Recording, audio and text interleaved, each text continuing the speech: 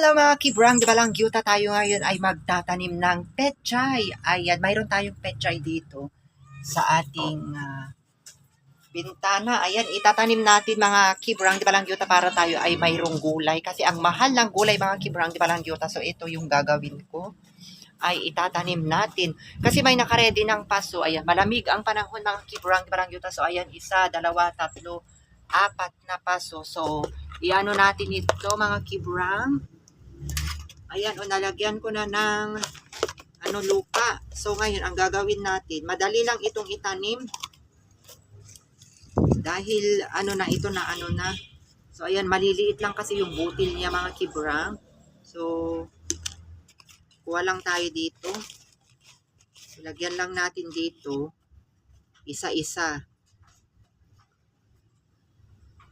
Isa-isa lang na butil para hindi madami. Kasi pag once na inano natin ito, ayan, lagay natin dyan. Once na pagsabay-sabayin nyo na itanim, madaming tutubo. Nakakuha na ako nito dati. So, ayan, ang liliit. Ang liliit mga kibrang, ayan o.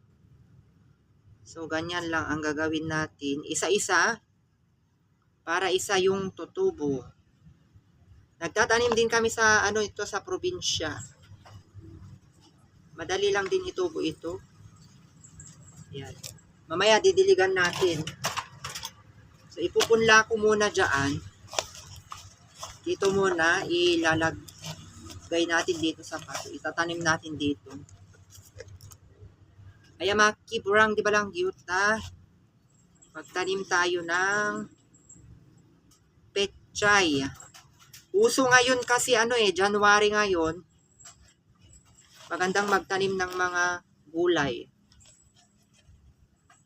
Ayan. Ay, may ipis. Ayan, lamasin lang natin itong lupa na inilagay natin. So, kaya, ang liliit ng butil ng pechay. So, tag-iisa lang talaga ang nilalagay ko para hindi magsasabay na tutubo. Para isa-isa lang. Sa probinsya, ang bilis gagawa kayo ng mga punlaan. Doon nyo ipapatubo yung kasi kailangan mo ipunla muna ito eh. Ipupunla mo muna ito bago mo itanim. Pero ako, wala naman tayong punlaan dito na box. So, ganyan na lang ang ginawa ko. Kasi na to, pangatlong tanim ko na ito. Hindi ko lang na-videohan nung una. Pangatlong tanim ko na ito mga kalisen, mga kibrang, di ba lang gyuta? At i-update ko kayo kapag ito ay tumubo na. Ayan mga kibrang, di ba lang gyuta? Dito natin ilagay at diligan din natin. At nagdidilig tayo dito mga kibrang, di ba lang gyuta, ng kalamansi. So, hingi lang tayo ng tubig dito. At diligan din natin yung pechay na bagong tanim. Sana tutubo yun. Pero tutubo yun. Babad natin dyan.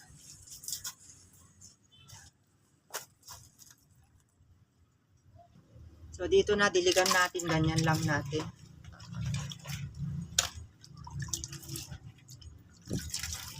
So, tutubo yan mga kibrang.